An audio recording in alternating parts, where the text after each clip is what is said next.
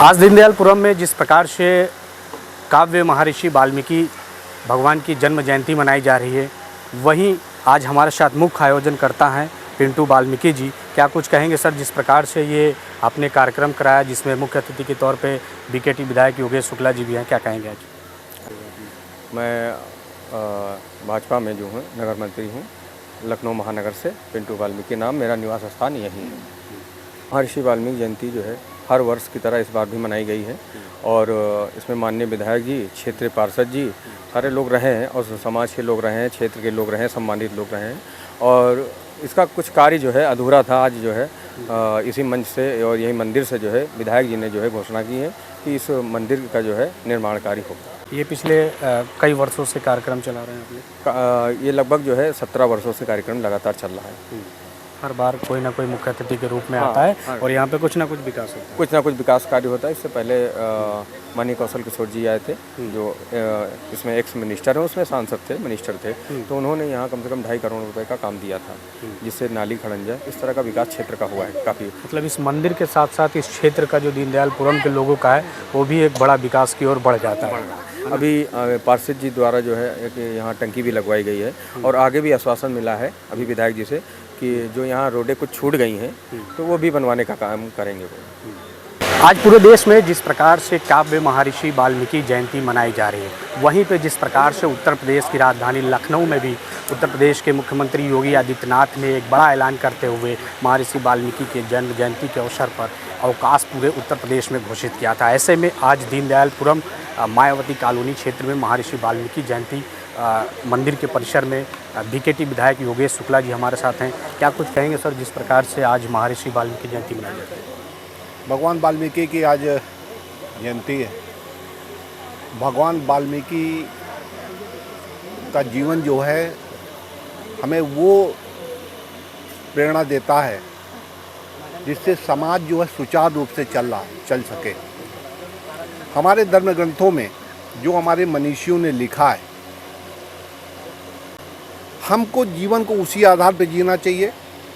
इस समय समाज को बांटने का प्रयास हो रहा है, तोड़ने का प्रयास हो रहा है, लेकिन धर्म ग्रंथों में जाति व्यवस्था के विषय में बड़ा स्पष्ट लिखा हुआ है। ये आदमी कर्म से और संस्कारों से ही महान बनता है, कोई जन्म से महान नहीं बनता। बड़ा स्पष्ट जो श्रीमद् भगवत गीता के अंदर भगवान कृष्ण ने भी वही कहा कि चतुर्वर्ण मेरा सृष्टि गुण कर्म विभाजिता। मैंने 4 वर्णों की रचना की है, गुण और कर्म के आधार पे किया है, जन्म के आधार पे नहीं। और पुराणों में भी लिखा है कि जन्म न जाते शुद्धा संस्कारे द्विजुच्यते। जन्म से सभी एक तरीके से पैदा होते हैं, संस्कारों से ब्राह्मण की रचना होती है। जो अच्छा संस्कार करेगा वही ऊपर आएगा, कोई जन्म के आधार पे नहीं हो सकता। आज समाज को ज़रूरत है कि उसी आधार पे चलने की, जो हमारे मनीषी ने, हमारे भगवान ने जो बात कही है, समाज को उसी आधार पे लेके चलना चाहिए। मैं पुनः भगवान वाल्मीकि जयंती पे मैं उनके चरणों में वंदन करता हूँ, नमन करता हूँ और समाज से आग्रह करता हूँ कि वो जातियों में विभाजित ना हो करके समाज को एकजुट करके चलने का प्रयास करें। सर, पिछले 25 वर्षों से ये महर्षि वाल्मीकि का ये पूरा पार्क बना हुआ, आज आपने क्या क्या इसका अनाउंसमेंट किया? निर्माण ये निर्माण मैं कराऊंगा, लेकिन अभी कुछ कहने की जरूरत नहीं है, करने की ज़रूरत है। महीने 2 महीने के अंदर आपको परिणाम दिखेंगे।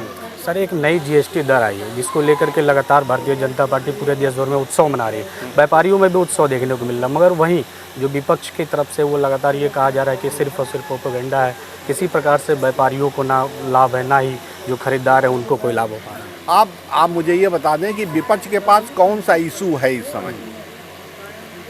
पूरे जिस तरीके से 14 से लेकर के आज 25 है, 11 साल के मोदी के शासन के अंदर 1 रुपए का भी गबन का आरोप विपक्ष नहीं लगा सका। 17 से लेकर के 25 तक ये माननीय 8 साल या 8.5 साल के योगी जी के शासन पे एक भी प्रश्न चिन्ह, 1 रुपए का आर्थिक आरोप नहीं है, गबन का 1 रुपए का आज तक नहीं लगा पाए। विकास के मामले में ये देश टूटी सड़कों से निकल करके आज NH कंट्री हो रहा है, एक्सप्रेसवे का देश हो रहा है, सड़कों का निर्माण चल रहा है, देश प्रगति की ओर जा रहा है। तो अब उनके पास कुछ कहने के लिए बचा नहीं है।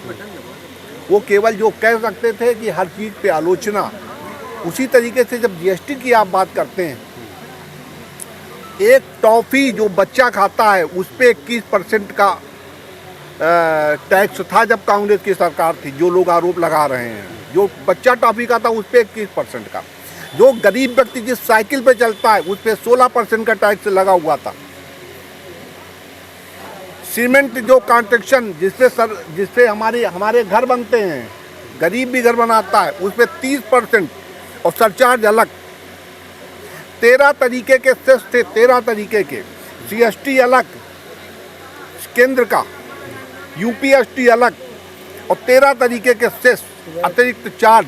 गरीबों की कोई चिंता नहीं, लेकिन इस सरकार ने गरीबों को मुफ्त अनाज देने का काम किया है, गरीबों को घरों में बिजली लगाने का काम किया है, गरीबों को मकान देने का काम किया है, कोरोना काल से लेकर अब तक मुफ्त में खाद्यान्न देने का काम किया है। जो व्यक्ति बीमार हो जाए, बीमारी के बाद ज़मीन बेचने के अतिरिक्त, मकान को गिरवी रखने के अतिरिक्त, जेवर बेचने के अतिरिक्त कोई विकल्प लोगों के पास नहीं रहता था। और इस सरकार ने उनको 5 लाख रुपए का आयुष्मान कार्ड दिया है। अगर आयुष्मान कार्ड ना हो तो मुख्यमंत्री आर्थिक सहायता के द्वारा लोगों के इलाज की सुविधाएं उपलब्ध होती हैं। मेरे द्वारा भी 11 करोड़ रुपए की सुविधाएं लोगों को उपलब्ध कराई गई हैं। तो जो सरकार इतना बेहतर काम कर रही हो, उसके ऊपर ये लोग केवल आरोप लगा सकते हैं। इनके पास कोई तथ्य नहीं है, ना इनका कोई विजन है। ये केवल चाहते हैं कि ये सत्ता में आ जाए, इनके कार्यकर्ता लूटना शुरू कर दें, लोग गरीबों को सताना शुरू कर दें, लोगों के ऊपर गाड़ियाँ चढ़ाना शुरू कर दें, लोगों के मकान में कब्जा करना शुरू कर दें। यही सब करना चाहते हैं, इसीलिए बेचैन है, क्योंकि सत्ता से बाहर है।